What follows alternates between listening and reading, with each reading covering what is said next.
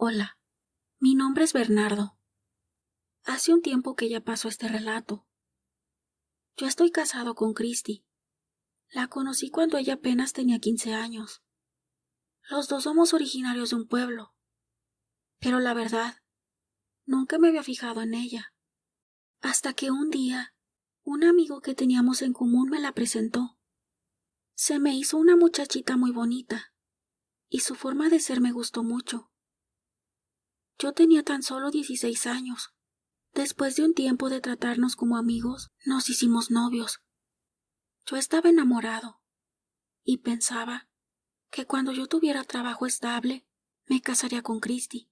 En ese tiempo mi papá tenía un tráiler. Era de su propiedad. Así se ganaba la vida. Y nos llevaba el sustento a mi madre y a mis hermanos.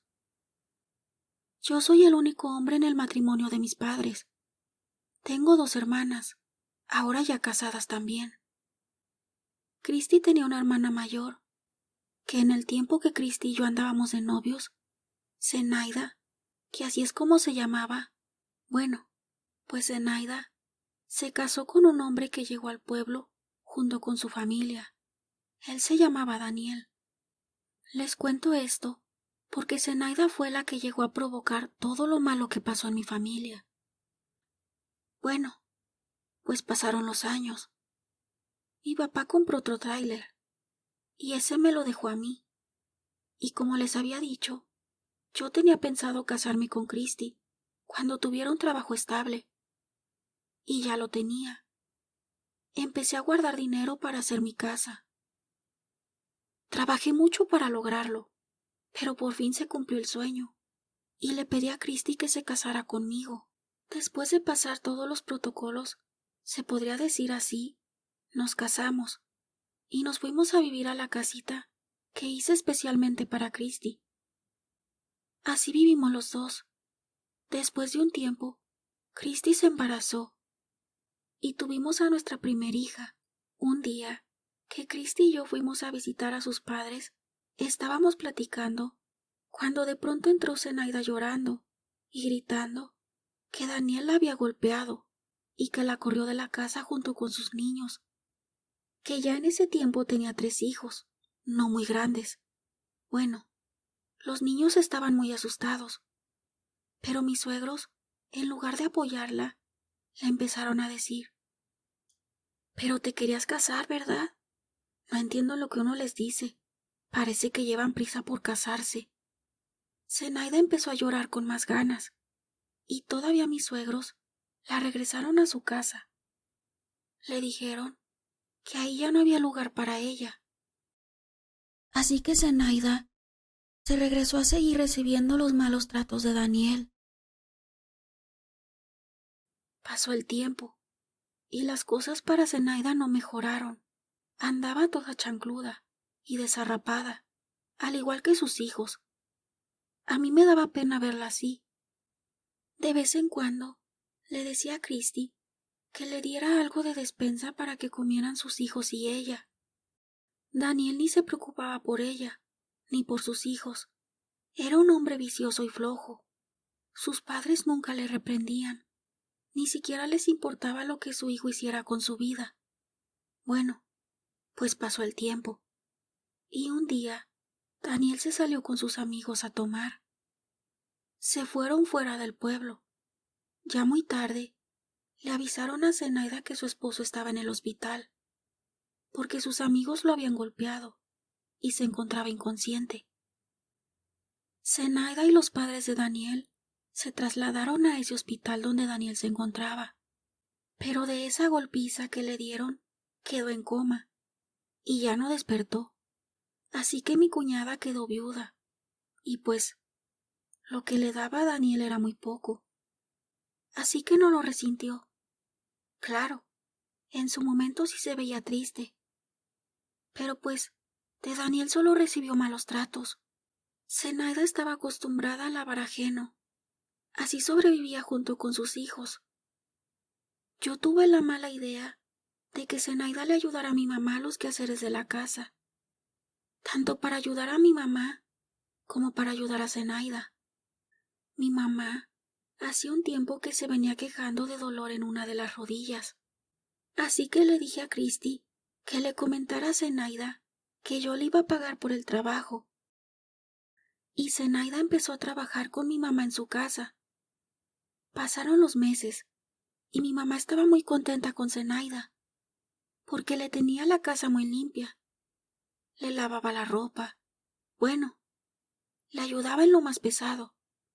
Y Zenaida ya tenía un sueldo seguro para darle de comer a sus hijos.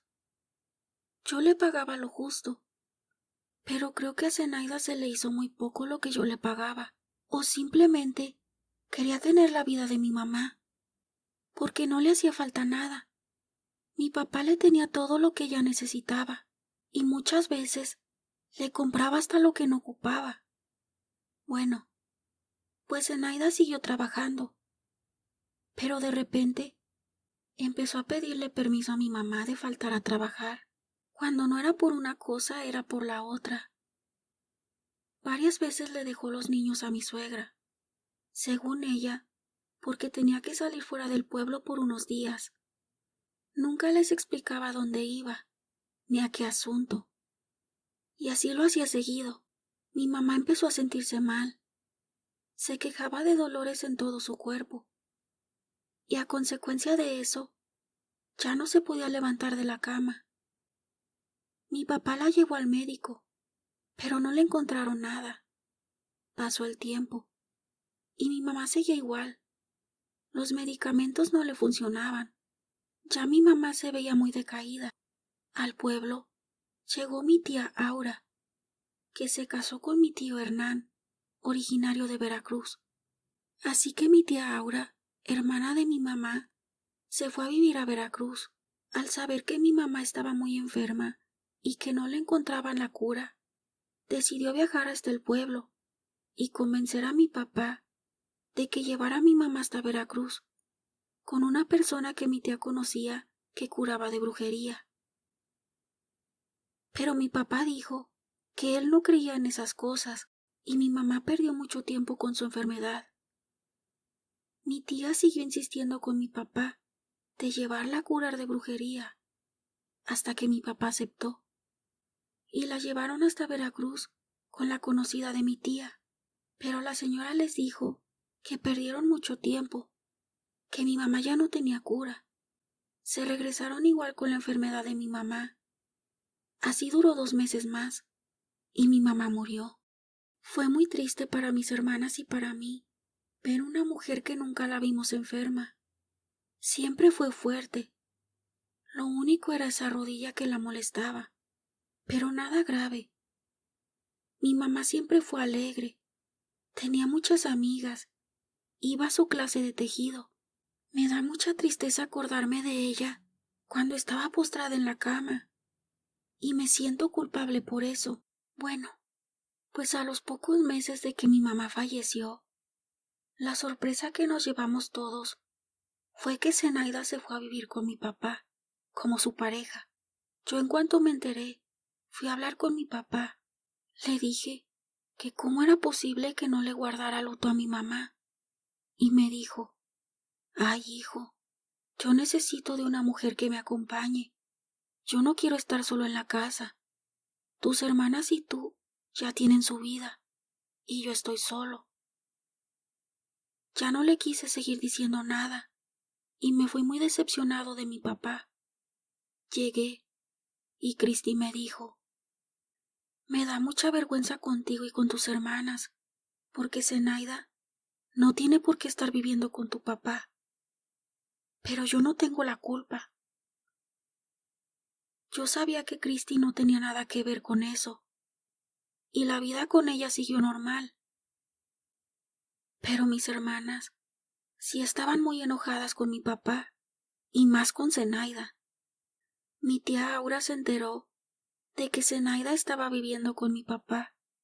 Entonces nos contó todo lo que la curandera le había dicho al leer las cartas el día que llevó a mi mamá.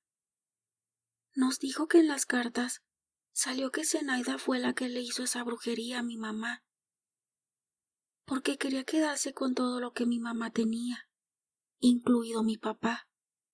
Fue por interés, porque mi papá ya estaba grande de edad, y lo logró.